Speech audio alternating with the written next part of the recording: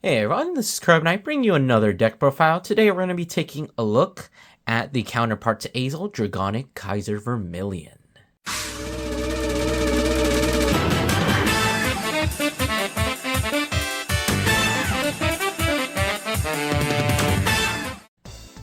So after having the idea to put in the order build into Azel, I wanted to play around with the Dragon Empire's order build, and I decided there's probably no better deck to put it in than, of course, a deck that plays its own orders and has orders that can be played from drop, meaning that you consistently have 13k boosters and the ability to call from top 4. Of course, this is Dragonic Kaiser Vermilion.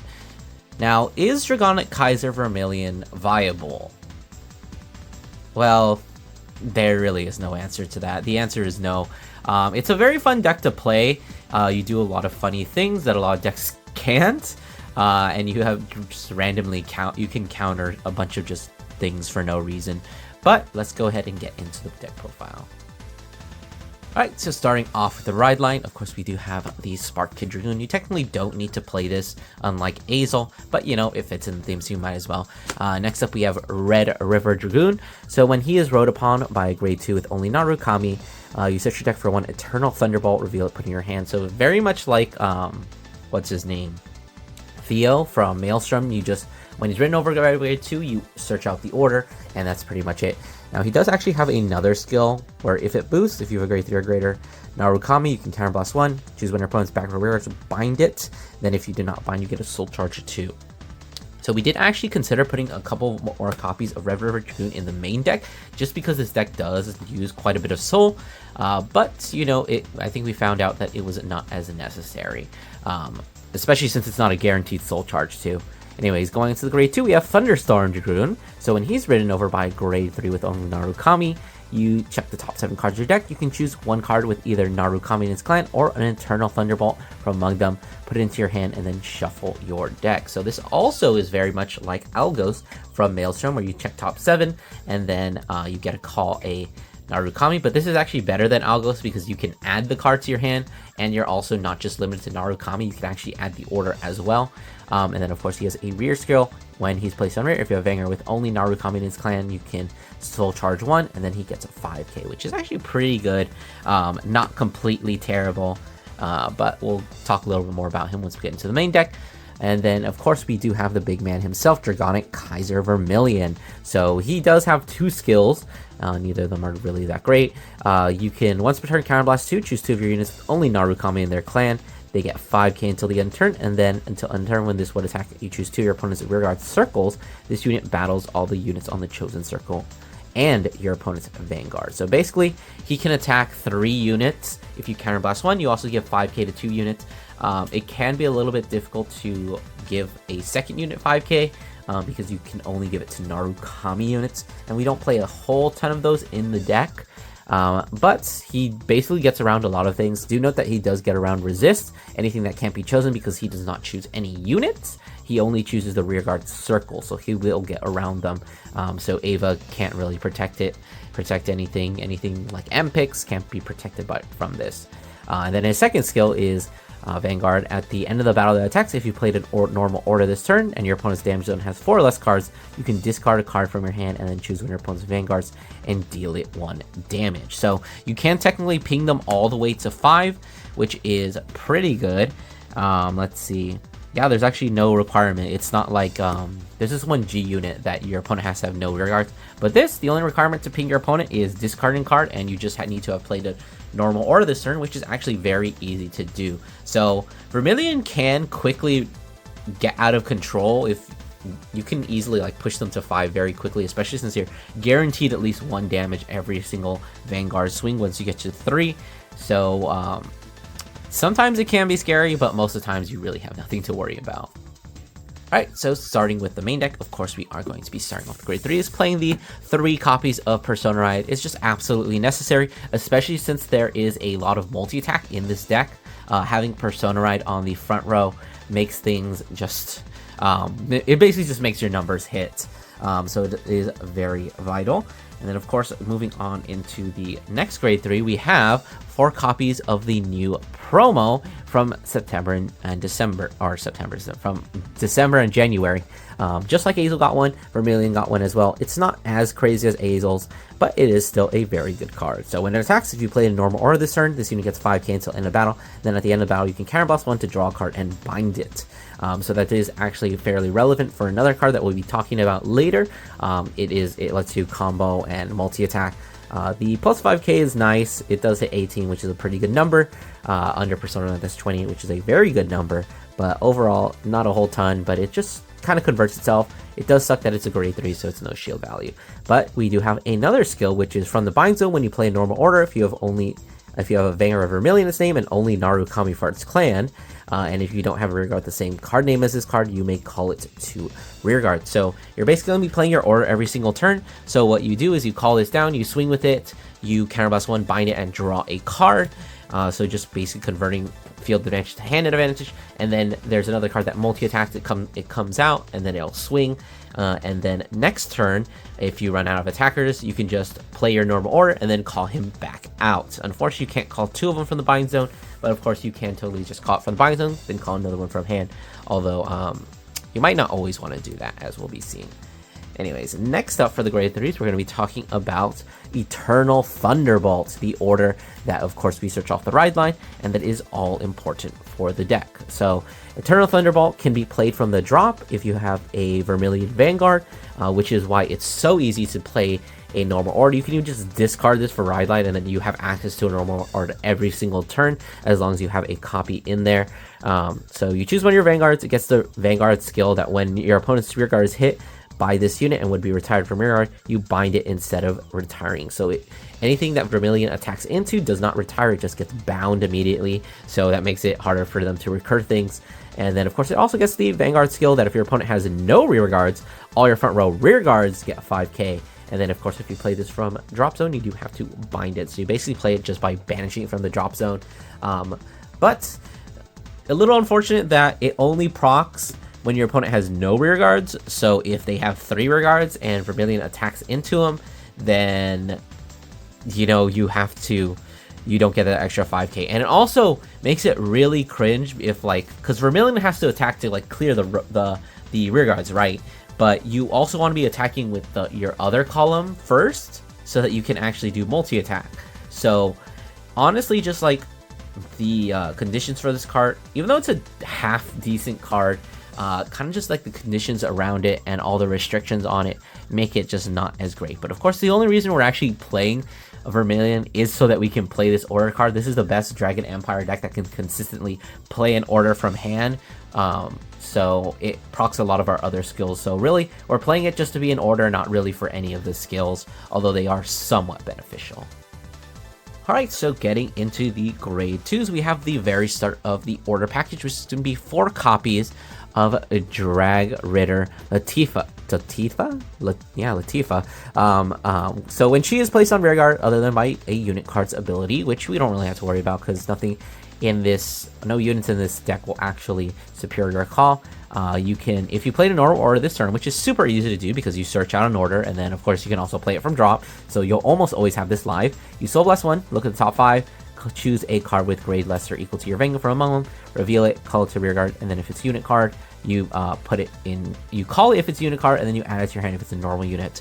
I don't think we have any searchable normal units. Theoretically, you could also play Grandius in this deck, just like we did with what's his name, with Azel. And because it is also searchable like this, because this is basically the Dragon Empire equivalent. It does the same thing as the other one that we talked about. And then of course she does also have the other skill that when she attacks a grade 3 grade unit, it gets plus 5k for each open rearguard in the same column as her. She's almost always going to be getting 10k because she's probably going to be swinging after Vermilion, and Vermilion is going to clear the board. So she is just a 20k attacker, which makes her just really good. I'm surprised no one ever tried order build in Vermilion because a lot of the cards just synergize so well together. This card one of the biggest problems with Vermilion is that it doesn't really make any advantage, and this is one of the cards that kind of fixes that problem because it lets you just call a bunch of more rear guards for free. It does cost a soul, but basically you don't have a ton of things that are competing for the soul in the deck. There's like one card that competes for soul, and that's about it.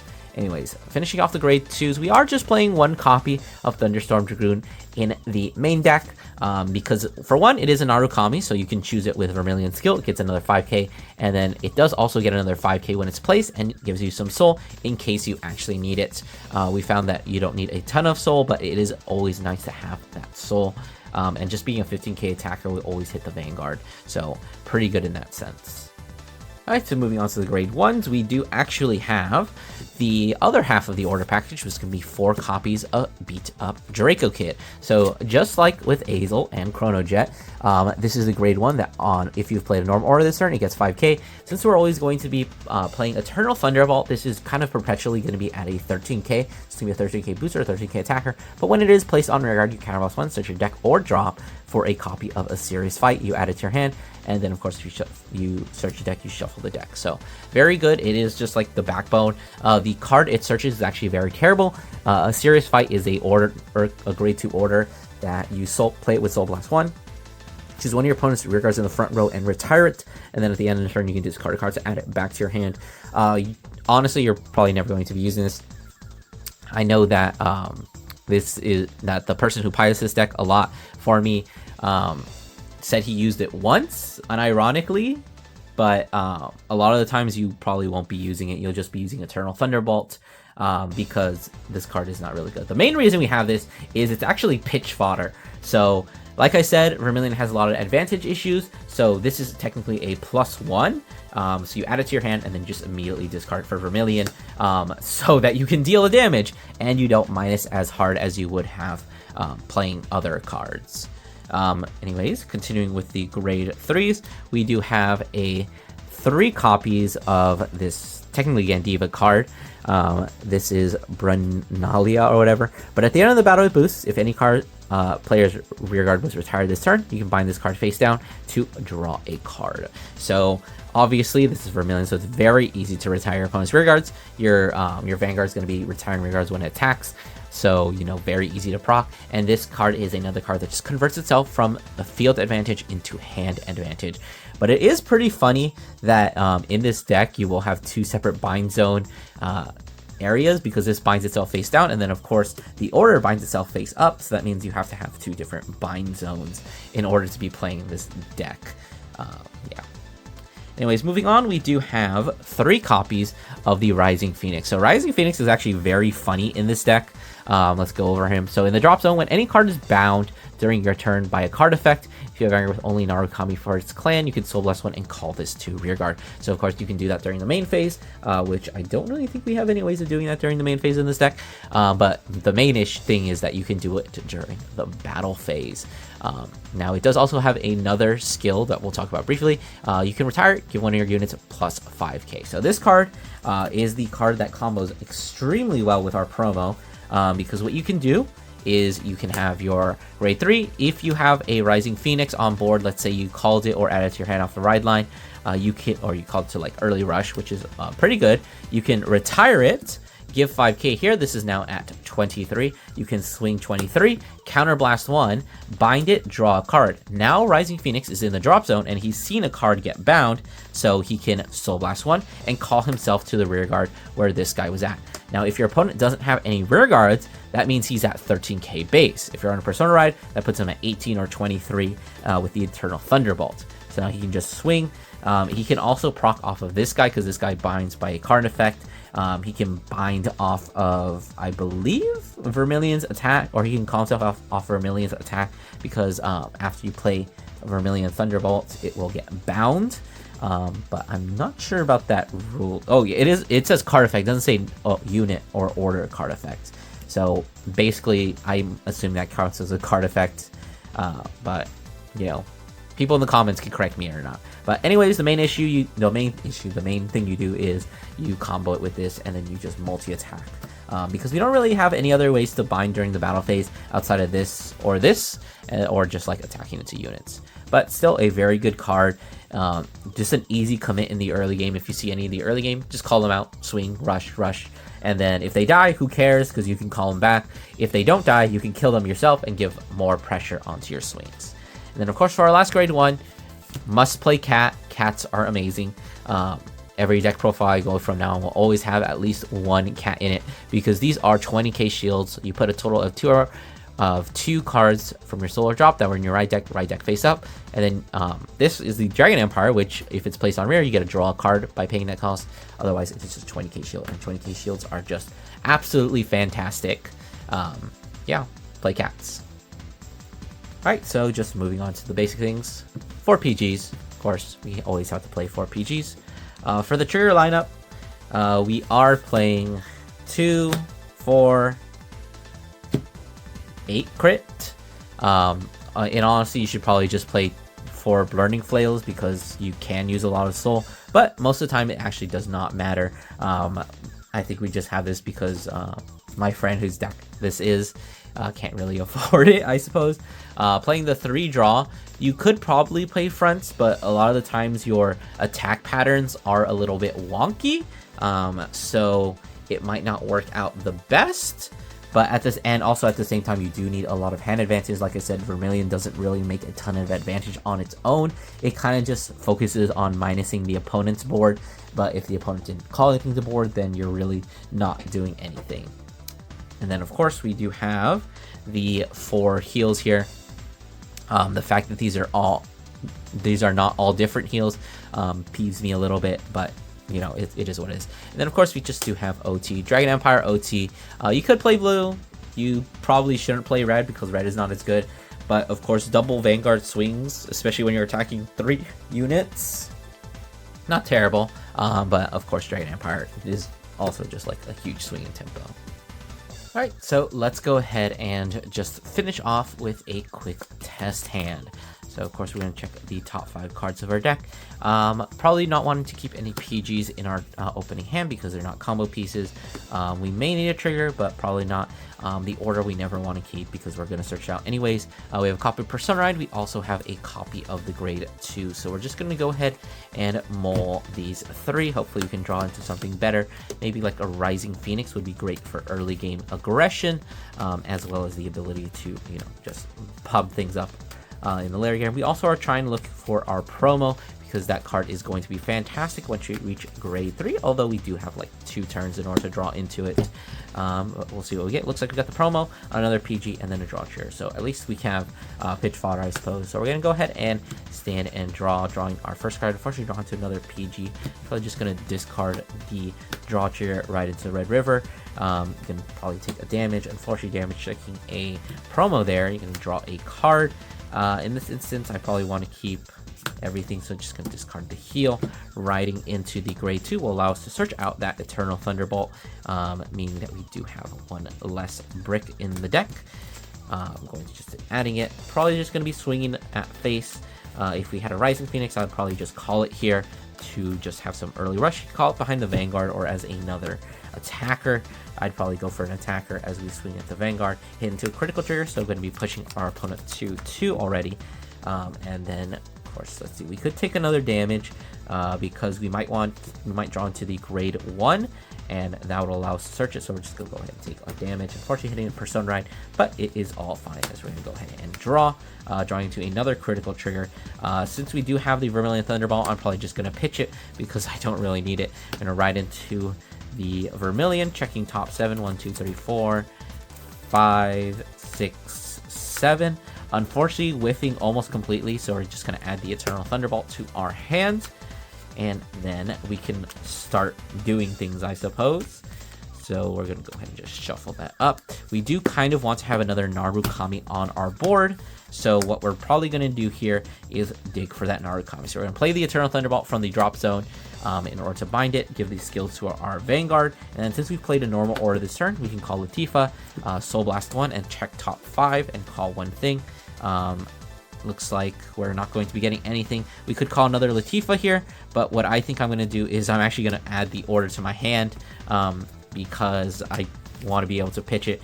Kind of unfortunate we didn't see the beat up Draco Kid, and we would prefer to search it, but of course we can actually just add it back to our hand from drop zone so that we don't really lose as much advantage. We could have called the Latifah there, but as you saw, I have the promo, so I do want to be able to actually use that. So we just call it promo. Assuming our opponent has a board, we would use the Vermilion skill, but if they don't, then of course we would not do that. So we counterblast for Vermilion skill. Unfortunately, only giving 5k to himself because the other cards are not Narukami. So we just swing here, counterblast the one at the end of the battle to bind it, and then draw another card, drawing to another Latifah. So hopefully we can finally get some Narukami units. Unfortunately, we don't have a Rising Phoenix. If we have Rising Phoenix, we could have used it to call over there. And then of course we're going to swing Vanguard at 3 units, drive check 1. Let's pretend that was not over triggered. Drive check 1, critical trigger, drive check 2, heal trigger. Probably going to go off because they're still at 2, assuming they block that. Give the power here, and then unfortunately Latifah is not going to be swinging at a grade 3 unit, but she can still swing for the 20 with the trigger. So let's say we take about 2 more damage. There's a beat up Draco Kid, there's a Rising Phoenix, the 2 cards we were looking for going into our turn 4. Going to be drawing a card. Surprisingly, we still have a lot of cards. Oh, I forgot. We were supposed to discard a card in order to deal our opponent a damage. But we can just do that again this turn, assuming they're at 4. So we just draw a card. Persona Ride, draw a card. Let's see. What would we do here? We don't have a Vermilion in the drop zone, so we're going to actually have to play it. And then, of course, since we have played an order, now we can call a Latifah. Using her skill, we can Soul Blast 1, check the top 5 cards of the deck. And we could actually call Cat here, but I think we should probably just call this because it is a pretty big attacker. Now, if we had some way to give our grade 2 units boost, that would actually be kind of sick. But of course, Dragon Empire is not really about that. That is kind of just Bronc Gates thing. So we'd probably swap over like this. What we would probably do here is call the Phoenix and pop it to give power to... we could probably give it here because that'll hit better numbers. This is already hitting for 28, which is not bad at all. So what we can do here is now we have access to our multi-attack. We swing Vanguard, skill, bind itself, and then draw a card. Now Rising Phoenix is in the drop zone, so we can Soul Blast 1, call back out the Rising Phoenix. And then, of course, we can swing Vanguard and go drive check 1, crit, and then drive check 2, cat. And then, of course, we have 2 more swings. Assuming they're still at 4, we can actually just discard a card and deal them another damage. So now they're at 5, and we have 2 more swings. This is hitting for at least 20 now. With the Rising Phoenix, that's 25. And then Rising Phoenix himself is hitting for 18. If they have no rear guards, it's hitting for another plus 5k. So, yeah, that's going to do it. Alright, so that's going to do it for our Dragonic Overlord Vermilion deck profile. I would recommend, like I said with Azel, this is a very fun deck. It probably won't be winning a whole ton, but it is a lot of fun to play.